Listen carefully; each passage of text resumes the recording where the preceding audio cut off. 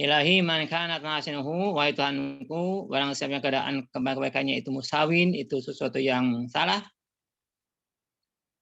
Wa kaifa la takunu musawin. Bagaimana tidak jadi kesalahan jadi kesalahan.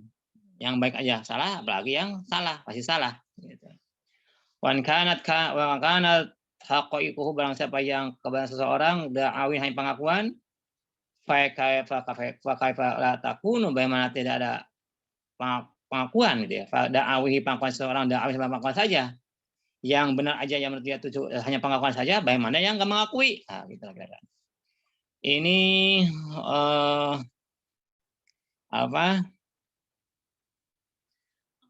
pengakuan ini ya,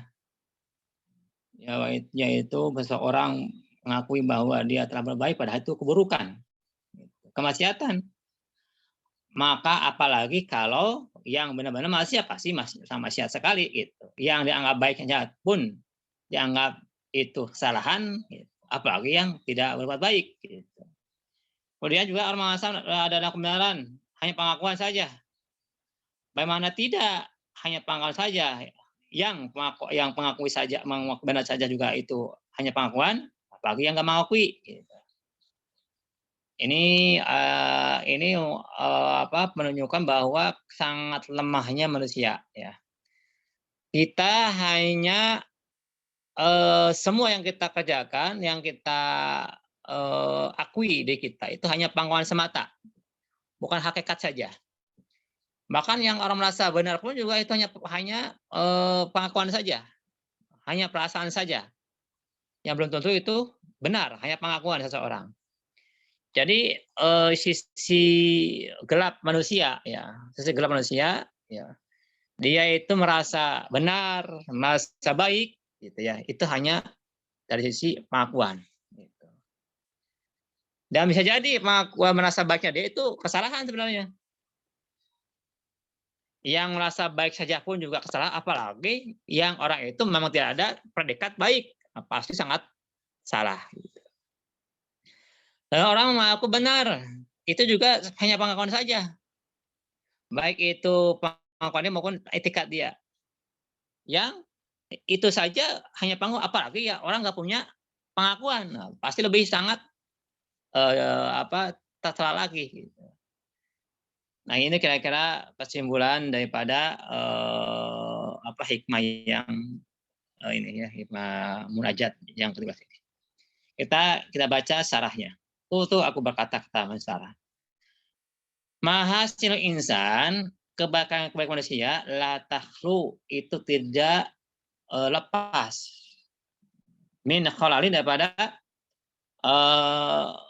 kesalahan, dan daripada kekurangan.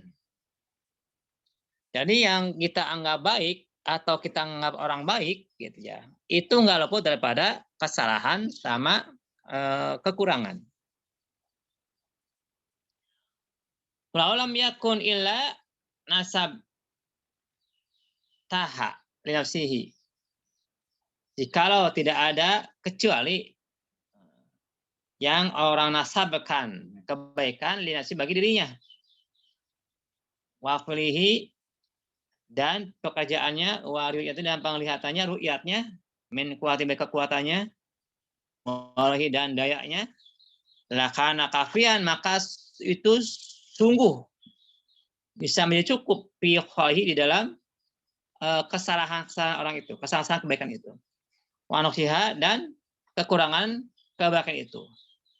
Jadi kalau ada orang merasa meneguhkan dirinya itu, atau pekerjaannya itu, atau pikirnya itu adalah baik, gitu kan?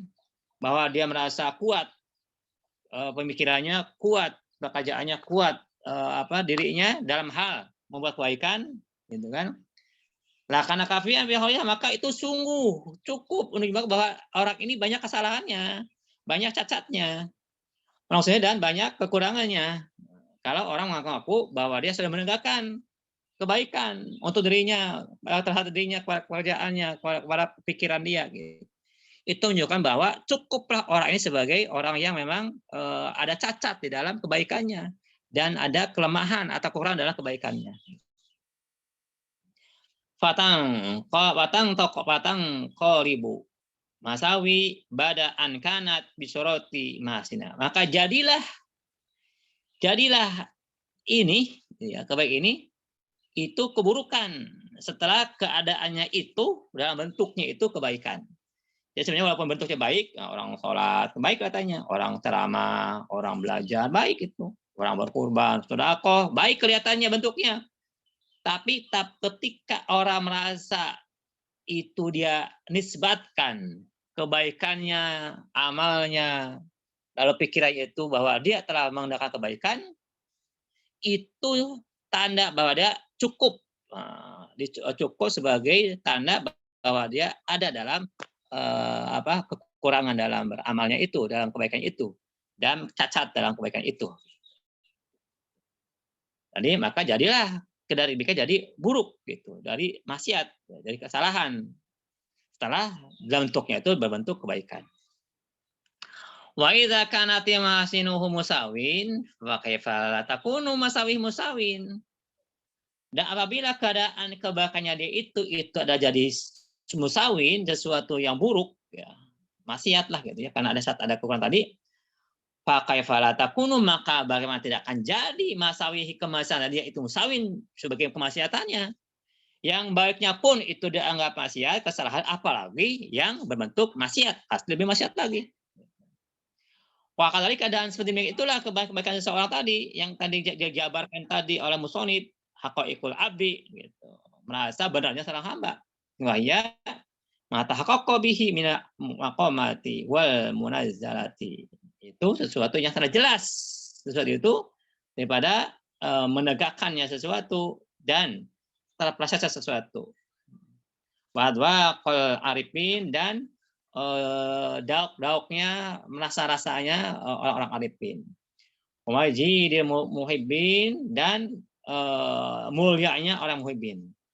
La takhlu min sawabil da'wah. Itu enggak lepas daripada sawabil da'wah, keburukannya meneguknya gitu, pengakuan. Wa musaraqatil hawa, dan tercuriknya gitu, hawa dari seseorang. Laula Musa mahatal maula, maka jikalau tidak ada kemusamahahnya Tuhan, yaitu Allah, artinya Allah tidak musamah, artinya tidak toleran gitu ya, tidak memaafkan gitu ya. Kalau nggak ada begitu, gitu ya. Kalau nggak ada Allah tidak memaafkan, tidak toleran, gitu, tidak Allah maha penyantun gitu ya, hilim gitu kan. Nggak langsung Allah menyiksa, nggak langsung Allah memberikan hukuman kepada kita gitu. Kalau nggak ada, pasti kita parah lagi gitu ya. Karena apa? Semua yang kita anggap baik, semua yang kita anggap benar, itu hanya pengakuan saja. Fa idza kanat haqaiquhu allati tahaqqu biha wa taqaha la taqlu min syawabil hawa, maka apabila telah terjadi telah terbukti ya benarnya seseorang yang dia anggap benar, allati tahaqqu biha, yang telah jelas dengan hakikat itu, wa taqaha, dan telah merasakannya, la takhlu, itu juga tidak lepas min syawabil dakwah, daripada meneguknya gitu, dakwah, pengakuan. Faedah tansabuha li nafsihi, maka jikalau seseorang ya menegakkan, menasabkan itu hakikat untuk dirinya, kanat kuluha da'awiyun, maka adalah semua pengakuan dia ya da'awiyun, hanya pengakuan saja. Gitu. Wa kaifa la takunu da'awihi fazi'atu da'awin, maka bagaimana keadaan dakwah dia, pengakuan dia yang parikotu, yang telah selesai, dia aku gitu ya, da'awin itu sebagai hanya pengakuan saja. Fa idza alimal abdu hadza, jikalau seseorang hamba tahu ini ya, bahwa dia berbuat baik, kalau dia nasabkan kepada dirinya itu hanya sebagai bahwa itu adalah kesalahan, karena di situ nggak lepas daripada kesalahan sama kekurangan gitu. Lalu dia merasa dia benar, padahal itu hanya pengakuan saja. Istahya itu, maka hendaknya dia malu minawallahu dapat Tuhannya dia gitu. Ayan suba dinasi bahwa dia menasabkan semua itu untuk dirinya. Gitu. Min sesuatu yang dia aku minama daripada kebaikannya. Nah, kalau tahu siapa itu bahwa memang kebaikan dia itu adalah hanya banyak kekurangan dan itu dianggap maksiat sebenarnya karena itu adalah kekurangan gitu ya. Banyak cacatnya sehingga itu banyak maksiat, ada sebagai maksiat gitu. Lalu mengaku dia sebagai orang yang benar adalah kebaikan, adalah kebenaran, itu hanya sebagai pangkat saja, mestinya dia itu malu terhadap Tuhannya. Oh ya sebutalah nau'an min mahaki, atau dia menetapkan bagi hakikat nau'an satu macam dari hakikat bahwa itu milik dia, itu karena dia gitu. Atau begitu, harusnya dia malu kalau seperti itu penilaian dia terhadap dirinya. Farubama yadahu ala ru'usil khalaqihi farubama yadahu. Dan terkadang nanti di akhirat nih yadahu akan dicerca nih, akan dibilang ala ru'usil khalaqi di hadapan kepala makhluk. Nanti diperlihatkan Allah makhluk tuh kita itu. Nanti makanya nanti orang-orang di akhirat orang awam melihat ustadz di waktu di dunia itu kaget loh. Kok ustadz ini ada di neraka? Loh kok kiai ini ada di neraka? Padahal dia menyuruh kepada kebaikan. Padahal dia menyuruh kepada kebenaran. Gitu. Kok ada di neraka? Malu itu. Akan dibirang di akhirat. Gitu. Makanya kita mau masih di dunia, malulah gitu, terhadap Allah. Kalau kita merasa berbuat baik, kita merasa benar, malulah terhadap Allah. Karena di akhirat akan diperlihatkan Allah dan akan dibirang di hadapan manusia. Wa yakfil muribu wujdanis salama. Maka cukuplah orang yang meragukan itu terhadap dirinya wujdanus salama akan didapatnya keselamatan. Ini gini maksudnya ragu ini hanya gini, bukan ragu kita tuh ini artinya kita itu sudah benar belum ya? Kita itu sudah baik belum? Nah, itu harus dilakukan diri kita. Karena apa? Karena memang banyak kekurangan, banyak catat kita diri kita. Jangan rasa yakin kita benar, yakin kita udah baik. Jangan begitu. Harus ragu gitu. Cukuplah keraguan seseorang terhadap dirinya, wujdan selama akan timbul adanya keselamatan. Karena kalau seseorang itu melakukan dirinya, dia akan terus berusaha. Jangan saya salah, jangan saya itu gak benar, jangan saya nggak sempurna, jangan saya cacat, gitu. Terus begitu. Sehingga makin hari dia makin memperbaiki dirinya. Karena merasa nih gak pernah benar saya ini. Banyak cacat nih, banyak kekurangan nih. Kok saya ada niat jelek nih ketika beribadah nih. Ada kita ceramah, banyak orang, oh ada niat buruk nih. Harus curiga terhadap diri kita gitu. Harus ragu-ragu terhadap tujuan atau niat hati kita. Jangan nafsu nih, jangan nafsu nih gitu. Nah, kalau orang begitu maka akan didapatkan keselamatan. Maka sebaliknya kalau kita merasa aman, yakin nih kita sudah beramal soleh nih, pasti kita selamat. Benar kita nih, itu kan. Nah, itu justru ya akan menyebabkan dia akan celaka karena dia merasa benar, nggak ada keraguan terhadap dirinya.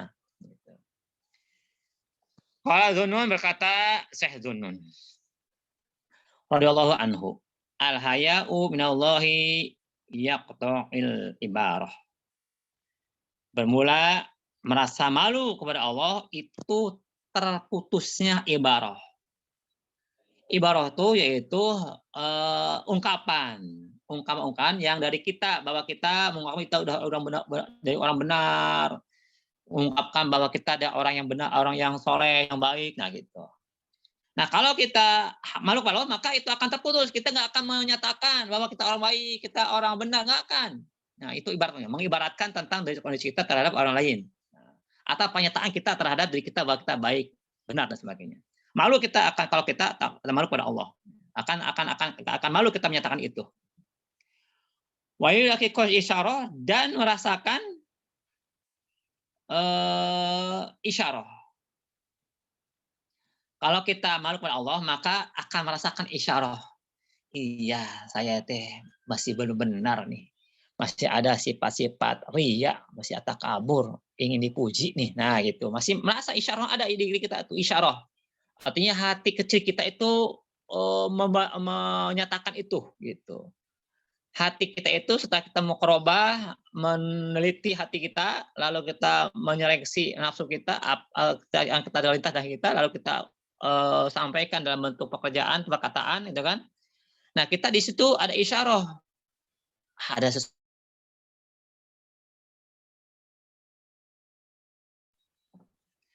wa kasara Sarya Sukti. Berkata As-Sari Sukti radhiyallahu anhu, Syekh Syarah Sukti.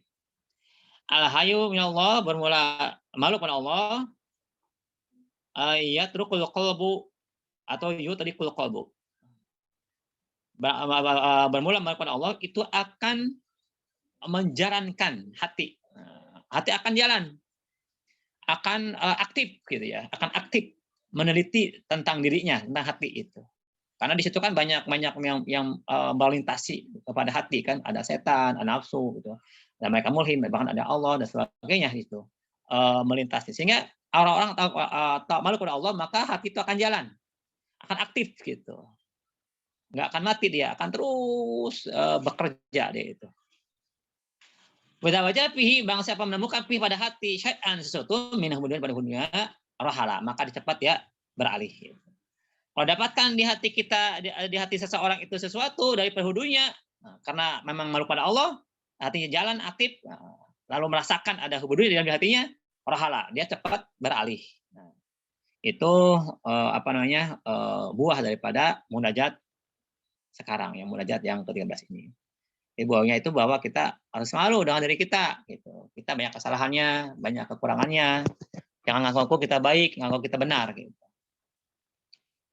Waqala Abu Sulaiman Ad-Darani, berkata Syekh Abu Sulaiman Ad-Darani radhiyallahu anhu. Yaqulullahu ta'ala, Allah berfirman, ya abdi wahai hambaku, innaka mastahaita minni unsinasa yubaka wa ansa baqa al-ardi dunubaka. Abi hamba-hambaku, innaka sesungguhnya engkau ma istahaita minni, engkau belum malu pada aku. Kenapa? Unsinasa uyubaka, engkau malu terhadap manusia, terhadap engkau. Nah, berarti itu belum malu pada aku. Engkau malu, ayo engkau diperlihatkan manusia, dilihat manusia, engkau malu. Nah, itu belum malu pada aku. Wa unsi baqa al-ardi, dan engkau malu terhadap lingkungan dunia. Dunia maka terhadap dosa engkau. Wa amhu, dan aku hapus min umil kitab, daripada kitab yaitu catatan awal kita, zilataka, daripada keterpeleset engkau. Wala una kisuka bihisab yaumil qiyamah, aku tidak akan memberatkan ya. Nakosya itu apa ya? Nakosya. Dia akan munakosya buat mendebatkan engkau dengan hisab di pada kiamat. Abdi hambaku, inaka engkau mastaheta, engkau belum malu minni daripada aku. Unsinasa uyubaka, engkau merasa malu. Engkau merasa tenang ya, jinak. Anasa akan manusia uyubaka, akan aib engkau. Wa unsi baqa al-ardi, dan engkau merasa jinak, tenang, baqa ardi terhadap lingkungan dunia. Maka akan dosamu. Wa amhu, sedangkan aku akan menghapus min umil kipa, daripada catatan amal engkau, lizirataka, akan kesalahan engkau. Wa ana unasyukuka bihisab, dan aku tidak akan memasakkan engkau dengan hisab yaumil pada hari kiamat. Nah, ini tentang fungsinya kita malu kepada Allah sebagai buah daripada kita merasa bahwa kita banyak kekurangan, banyak cacat dalam kebaikan kita maupun dalam kebenaran sebagai kemampuan saja. Akad pasaro itu sajalah ya. Ada Mang Japar sudah kontrol A, Mang Japar silakan diperbaiki ya, bacaan saya mungkin yang salah gitu, karena ini nggak mutalaah dulu. Itu saja Mang, terima kasih. Silakan Mang Japar meluruskan sama meluruskan kalau ada yang kesalahan. Terima kasih. Wassalamualaikum warahmatullahi wabarakatuh. Mang Japar. Waalaikumsalam warahmatullahi wabarakatuh. Waalaikumsalam warahmatullahi wabarakatuh. Ya, silakan Mang Japar kalau ada. Belum ada, Mang. Saya kan semalam pulang dari Subang juga tengah malam. Belum sempat nonton. Iya, oke, enggak apa-apa. Iya. Baik, kalau begitu